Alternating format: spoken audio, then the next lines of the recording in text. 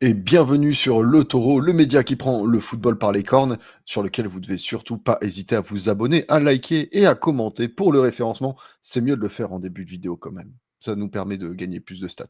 Mais on se retrouve aujourd'hui pour parler Première Ligue et qui dit Première Ligue dit expert de Première Ligue. Salut Axel, comment vas-tu? Ça va très bien, tonton, hein. On se rapproche de la fin de la saison, hein. Malheureusement, à l'heure où on tourne, c'est le dernier week-end pour tous les championnats, même s'il y en a qui ont déjà fini la semaine d'avant.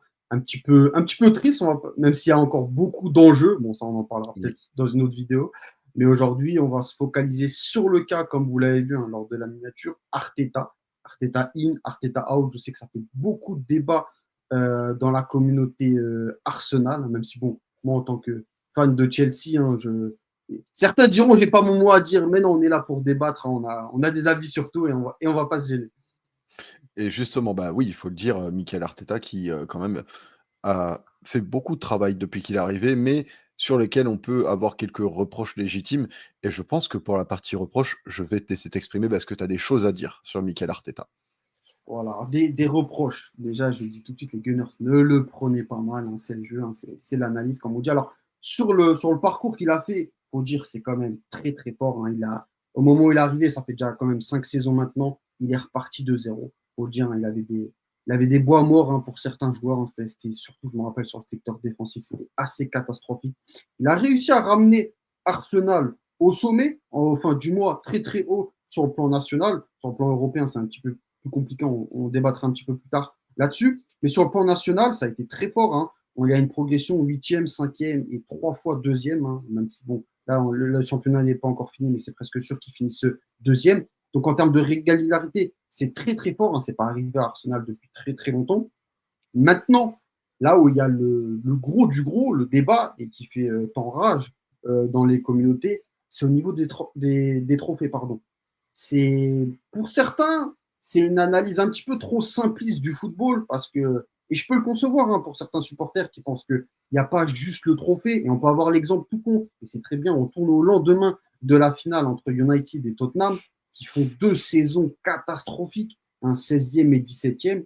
Mais en finalité, il y en a un des deux qui sauve sa saison.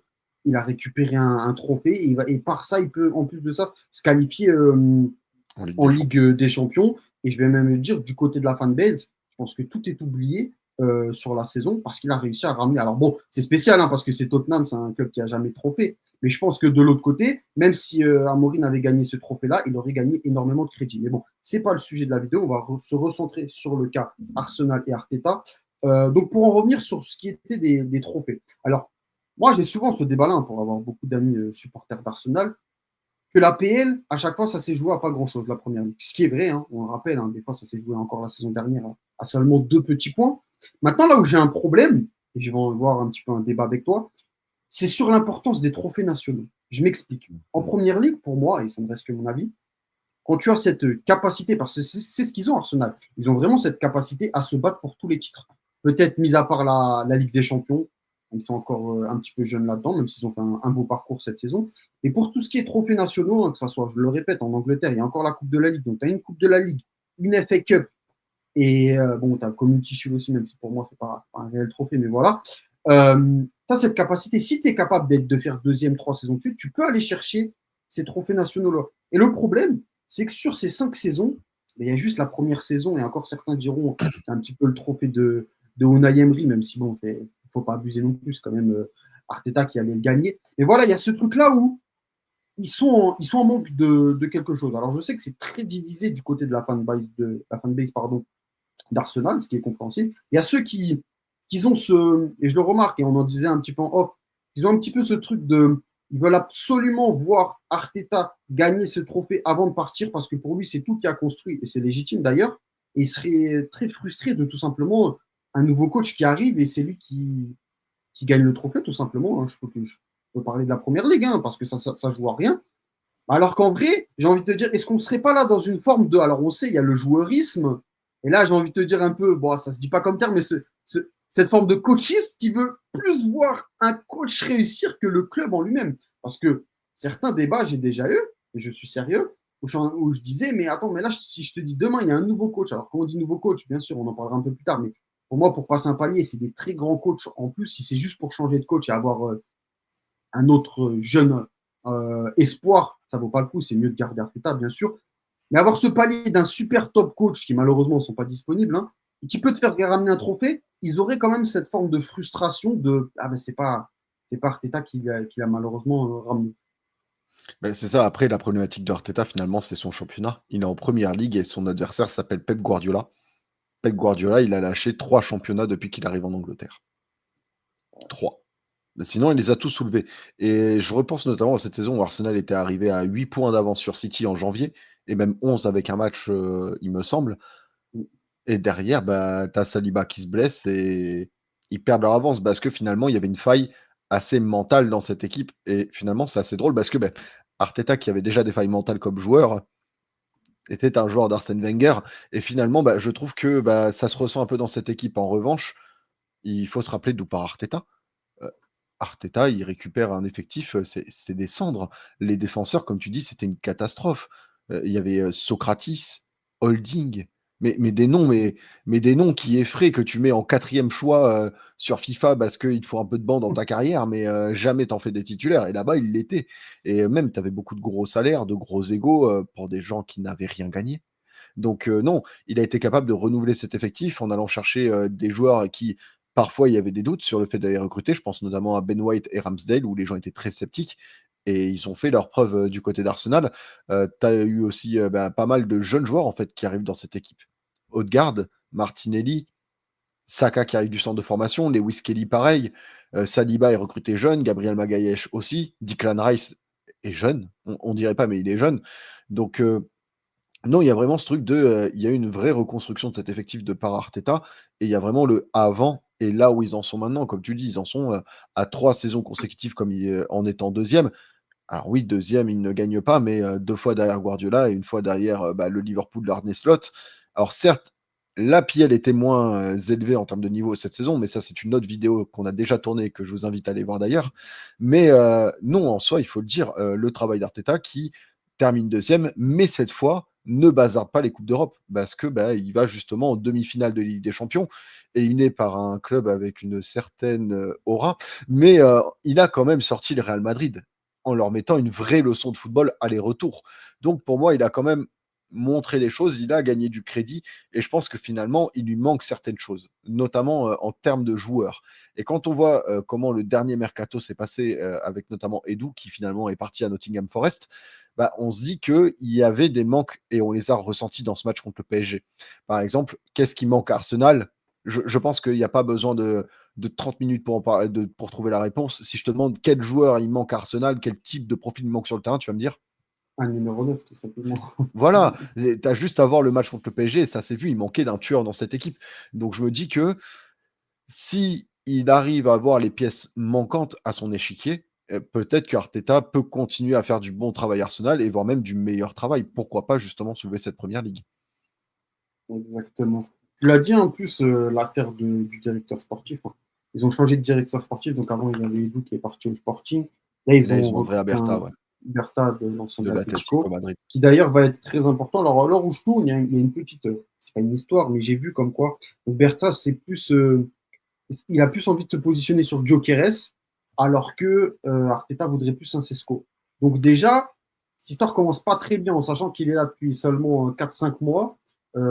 Surtout qu'en plus de ça, au préalable, je crois que c'est hier, il y a eu pas mal de déclarations d'Arteta qui disaient que ce qui manque clairement pour gagner des trophées, c'est une plus grande profondeur d'effectifs, ce que je peux comprendre. C'est vrai qu'ils ont, alors ils ont eu affaire et je vais dire, ça leur est pas arrivé souvent, mais c'est vrai que cette saison, il y a une hécatombe de blessures, hein.